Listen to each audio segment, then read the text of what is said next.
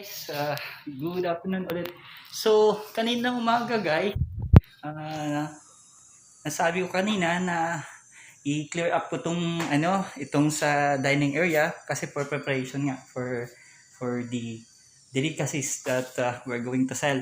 So, eto na siya guys. Medyo natagalan din ako kasi ang bibigat ng ibang gamit. So, may mga stains din natira sa mga watermarks sa kinuskus ko pa at binabad ko ng chlorine ng Sunrox blades yun para mas lumambot.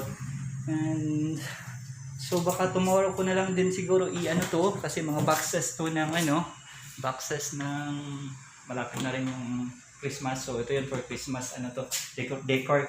So and yun na guys. Siguro I'm gonna do na lang, wala pa namang budget for repainting. So walling, so wash paint na lang sa wall. So eto mga to guys, epoxy concrete, Pioneer epoxy concrete. So nung last year na lindol, so ganito din last time yung nilagay ko sa may mga cracks kasi na din, much better na lagyan nyo ng epoxy concrete, Pioneer epoxy concrete. Madali lang naman din i-apply to, i-mix up mo lang dalawang compound yun i-mix up mo lang yung dalawang tapos ilagay na talagang i-hold siya guys. Ko talaga to, i-hold yung mga walls na crack, talagang kakapit talaga siya. And guys, kanina sabi ko I'm gonna fix the yung drain kasi barado. So medyo messy tayo dito ngayon. Tinanggal ko nga yung tinanggal ko na yung mga yung P-trap.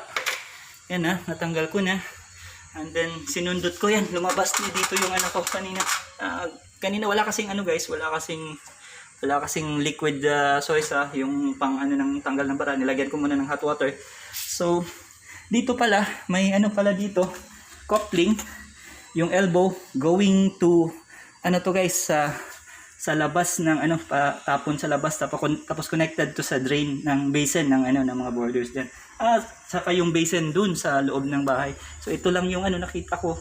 2 inches lang yung kasi yung diameter ng diameter ng pipe. I suggest guys kung sa inyo mas maigi mga 3 inches na lang na Saka yun, ito yung pala, wire na pangsundot. At least yan, lumabas na yung tubig. So medyo messy dito guys. So later on, ikakabit ko na siya ulit. Yung actually sa mga ganitong gawain naman guys, hindi naman kailangan na mag-hire kayo ng plumber. Although messy nga, marumi, pero madali lang naman gawin. Tsaka kailangan pagtiyagaan lang din kasi mahirap talaga gawin. So yun nga. Tsaka yun lang naman. Later on ikakabit ko na ulit yung pipe nito. Balik yung mga P-traps. At tsaka ayusin ko ulit dito yung Anyway guys, for now ito lang, at least nagawa ko na naman yung gusto kong gawin kanina. At tsaka medyo natagalan kasi ako lang naman isa naghalipat ng mga gamit dito sa yung sa mga nilipat ko dun sa ibang area, sa ibang place na pwedeng paglagyan. At least for now medyo okay na. Medyo na tingnan kasi ready ko na lang Yung kulang na lang is yung mag-set up kami dito ng lagayan, yung mga gagamitin, saka kunting linis na lang din. So guys, yun lang for now. Thank you for watching and keep safe please guys. Ingat lagi dahil pa ng pandemic. So guys, dito muna. Medyo marumi yung kamay ko. And thanks for watching sa Haril Active guys. Bye bye. Thank you.